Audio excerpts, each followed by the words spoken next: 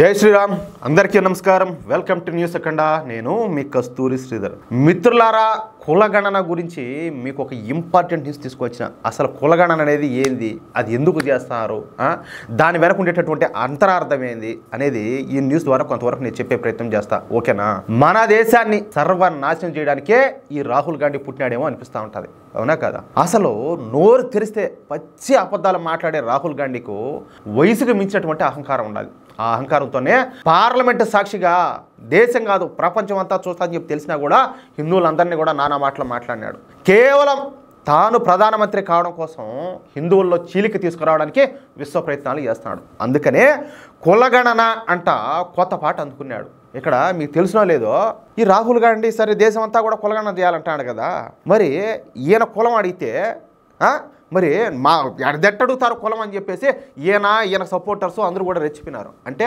ఈయన ఎవరు కులం అడగకూడదు ఈయన అందరినీ కులం అడగొచ్చా ఏది ఇదంటే ఏది దరిద్రం అంటే ఒకసారి ఆలోచించండి కులగణన చేసి రిజర్వేషన్లు పెంచుతానంట దేశం అంతా తిరిగి ప్రచారం చేస్తున్నాడు కానీ ఈయన చేష్టాల్లో జనాలు చాలా వరకు కనుక్కుంటున్నారు అనిపిస్తుంది అందుకనే హర్యానా కావచ్చు మహారాష్ట్ర కావచ్చు ఢిల్లీ కావచ్చు వరుస పెట్టి తోగోచారంటే తోగోసి సున్న పెడతారు ఏమంటారా అసలు మీకు ఒక మాట చెప్పాలా మనకు స్వాతంత్రం ఎప్పుడు వచ్చింది 1947లో వచ్చింది అంటే మనకు స్వాతంత్రం వచ్చి 78 సంవత్సరాలు అయింది మరి ఈ 78 సంవత్సరాల్లో అత్యధిక కాలం పాటు మన దేశాన్ని పరిపాలించింది ఎవరు ఈ కాంగ్రెస్ పార్టీనే నాకు తెలిసినంత వరకు కాంగ్రెస్ పార్టీ దాదాపుగా 54 సంవత్సరాల పాటు పరిపాలించింది మరి ఈ 54 సంవత్సరాల్లో గుర్తుకు రానటువంటి ఈ కులగణన ఈ కాంగ్రెస్ పార్టీకి కావచ్చు లేకపోతే రాహుల్ గాంధీ కావచ్చు ఇప్పుడే ఎందుకు గుర్తొచ్చింది మరి కాంగ్రెస్ పార్టీ పరిపాలించినటువంటి ఈ 54 సంవత్సరాల్లో ఎందుకు బలహీన వర్గాల ప్రజలు ఎందుకు వెనకబడినారు ఆలోచించండి కాంగ్రెస్ పార్టీ వెనకబడినటువంటి వర్గాల వారిని ఎందుకు అభివృద్ధి బాటలో ఎందుకు నడిపించలేకపోయింది అంటే 54 సంవత్సరాల పాటు కాంగ్రెస్ పార్టీ ఏం చేసినట్టు చెప్పండి మనకు స్వాతంత్రం వచ్చిన 78 సంవత్సరాల తర్వాత కూడా ఇప్పుడు మళ్ళీ కులగణన చేయాలా అనడానికి కాంగ్రెస్ పార్టీకి కొంచెమన్నా కూడా సిగ్గుగా అనిపించడంలే ఏంది దరిద్రం ఏంది దౌర్భాగ్యం మీకు తెలిసినా లేదో ఖచ్చితంగా మీకు తెలియకపోతే తెలుసుకోవాలా హిందువుల్లో ఏ విధంగా అయితే కులాలు ఉన్నాయో అదే విధంగా క్రిస్టియన్స్లోనూ కులాలు ఉన్నాయి ముస్లిమ్స్లోనూ కులాలు ఉన్నాయి ఆఖరికి సిక్కుల్లో కూడా ఉన్నాయి అందరిలో కూడా ఉన్నాయి మరి కేవలం హిందువుల్లో మాత్రమే ఎందుకు కులగణన అనేది ఏంది ఇది అంటాలే అసలు మనకు స్వాతంత్రం 1947లో వచ్చింది కదా మనకు స్వాతంత్రం వచ్చినటువంటి 2 సంవత్సరాలకు చైనాకు స్వాతంత్రం వచ్చింది అంటే చైనాకు 1949లో స్వాతంత్రం వచ్చింది కొంచెం జాగ్రత్తగా ఉండండి ఈ పాయింట్ మరి చైనా బడ్జెట్ మన భారతదేశం యొక్క బడ్జెట్ కన్నా ఇప్పుడు 5 రెట్లు ఎక్కువగా ఉండదు మన భారతీయుల కన్నా చైనీయుల తలసరి ఆదాయం 5.3 రెట్లు ఎక్కువగా ఉండదు అసలు చైనాలో ఈ మౌలిక సదుపాయాలు చూస్తే కళ్ళు బయర్లు గమ్ముతాయి అంతేందుకు మీరు ఆ యూట్యూబ్లో అయినా కూడా ఒకసారి చైనా అని చెప్పి కొట్టండి ఎంత అద్భుతంగా ఎంత అందమైన నగరాలు ఏ విధంగా వాళ్ళు దాన్ని అభివృద్ధి చేసుకున్నారు చైనాను అమెరికాను మించిన స్థాయిలో చైనాలో మౌలిక సదుపాయాలు కల్పన చేశారు అందుకే చైనా అంత వేగంగా అభివృద్ధి చెందుతూ వచ్చింది ఒక సమయంలో 12% వృద్ధి రేటును ఈ చైనా అయితే సాధించింది మరి ఎప్పుడూ ఈ చైనా నామస్మరణ చేస్తూ ఉంటారు కదా చైనా మీరు విన్నారు లేదో మొన్న కూడా పార్లమెంట్లో చైనా చైనా చైనా చైనా అని చెప్పి జపం చేశాడు ఆయన గారు రాహుల్ గాంధీ చైనాతో రహస్యంగా ఒప్పందం చేసుకున్నటువంటి రాహుల్ గాంధీకు ఈ విషయాలన్నీ తెలియదా ఖచ్చితంగా తెలుసు కానీ మన భారతీయులు అమాయకులు పైగా ఈ majority media pseudo secular media ఇక సోకాల్డ్ మేధావుల సంగతి అసలు చెప్పాల్సిన అవసరం లేదు ఇక మన దేశంలో ఉన్నటువంటి ఈ మిషనరీలు కావచ్చు ఎన్జిఓల సంఖ్య 1,00,000కి పైన ఉంటుంది పైగా కావాల్సినంత మంది ఈ సూడో సెక్యులర్లు మన దేశంలో ఉన్నారు చూడండి ఎంత దరిద్రమో ఎంత దౌర్భాగ్యమో మన కర్మ చూడండి ఒకసారి పైగా మన హిందువులకు కుల పిచ్చి ఎక్కువ ఏం లేకపోయినా కూడా సరే ఇప్పుడు ఒక ఏదైనా ఉండేట్టు మాట్లాడుకుందాం తప్పు మనలో ఉన్నది లోపం మనలో ఉన్నది మన ఎదుటి మనం అడిగేదానికి అనేదానికి మన అర్హతే లేదు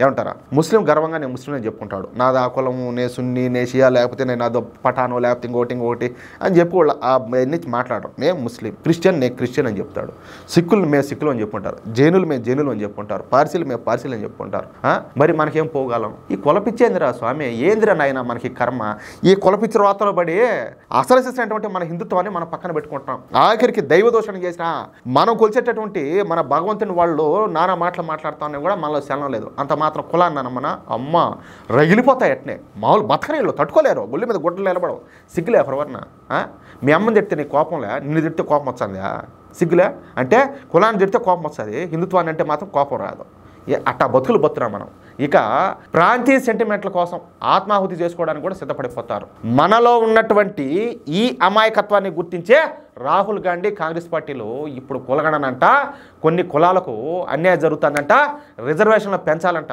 కొత్త పాట అందుకున్నారు. అసలు ప్రపంచం అంతా కూడా ప్రైవేటు రంగం వైపు పరుగులు తీస్తూ ఉంటే ఇప్పుడు ఈ రిజర్వేషన్లు ఇచ్చి రాహుల్ గాంధీ ఏం సాధిద్దాం అనుకుంటున్నాడు? అక్కడ రాహుల్ గాంధీ సాధించేది ఏం లేదు. మనం అర్థం చేసుకుంటే కేవలం కులగణన ద్వారా హిందువుల్లో సాధ్యమైనంత వరకు చిలుకలు తీసుకురావడమే ఈయన చేసేటటువంటి ప్రయత్నం. ఇప్పుడు మన తెలంగాణలో చూడండి, కులగణన చేశారు. ఈ కులగణన మూలంగా ఎన్ని గొడవలు జరుగుతున్నాయి. అసలు ఈ కాంగ్రెస్ పార్టీ వాళ్ళే చాలా మంది నాయకులు దాన్ని వ్యతిరేకిస్తున్నారు, విభేదిస్తున్నారు. కొన్ని వర్గాల మధ్య లేనిపోని మనస్పర్ధలు అయితే వస్తున్నాయి. కాంగ్రెస్ పార్టీకి కావాల్సింది కూడా అదే. అందుకే కులగణన తెర మీద తీసుకొస్తుంది. అర్థమవుతుందా నాయన? దయచేసి ప్రతి ఒక్కరు కూడా జాగ్రత్తగా ఉండండి. మనం అందరం కలిసికట్టుగా ఉండాలా. మనం అందరం కలిసికట్టుగా ఉంటేనే ఏదే మనము బాగుంటాము, మన భవిష్యత్తు బాగుంటుంది, మన దేశం బాగుంటుంది, మన ధర్మం బాగుంటుంది, అన్నీ బాగానే ఉంటాయి. కేవలం మనం ఏదో డబ్బు సంపాదించేనే మనకు భవిష్యత్తు ఉంటుంది అనుకుంటే అంతకంటే మూర్ఖత్వం ఇంకొకటి ఉండనే ఉండదు. ఏమంటారా? పాకిస్తాన్లో ఎంతమంది లేరా బాగా డబ్బులు ఉన్న వాళ్ళు హిందువులా? ఏమైపోయినారు వాళ్ళంతా? ఆఫ్ఘనిస్తాన్లో సరే, అంతెందుకు బంగ్లాదేశ్లో డబ్బులు ఉండేవాళ్ళు లేరా?